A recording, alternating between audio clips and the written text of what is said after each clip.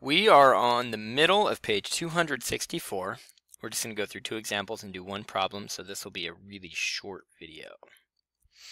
Modeling real-world situations. You can use expressions to represent real-world situations. Example 4.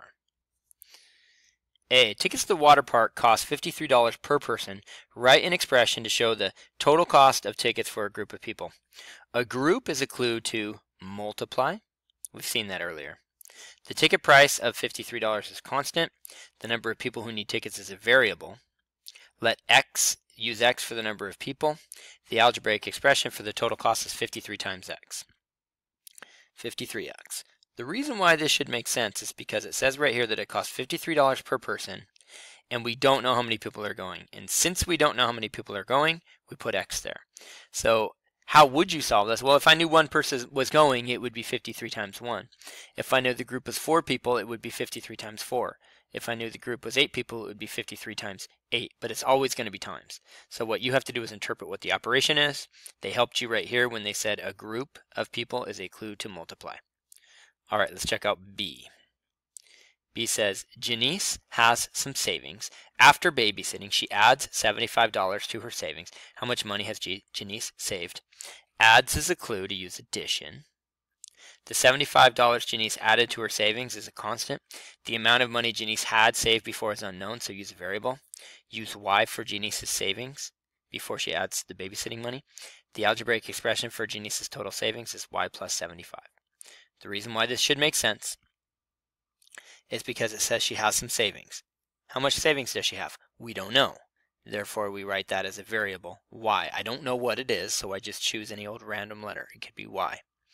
After babysitting, she adds 75. What does add 75 look? It looks like plus 75. So this right here is how much she had, and this whole thing is how much she has after she added 75 to it. So if we wanted to solve that, we could pretend she had 50. Well, if she used to have 50, and then she added 75, we would do 50 plus 75. All right, let's check out the your turn, see if you can try one on your own. Your turn number 10 reads, Helen divides up some money to give equally to her 4 nieces. If D represents the total amount, write an expression to represent how much money each niece receives. There's two really obvious clues as to which operation this is. The word divides or to give equally. Those two terms tell you this is going to be division. And we want to write division using the fraction bar. We don't want to use it using the old-fashioned division sign. How much money does she have? Well, she has D dollars. We don't know. But we can put a variable there for D. And it says right here, D. D represents the total amount. What's that being divided by? It's the 4 people. The answer is D over 4 or D divided by 4. The answer to this problem is D over 4 because she's going to take the unknown amount of money, D, and divide it by 4 kids. Again, I know some of this is tricky. You can always ask me for extra help. You can watch the video twice.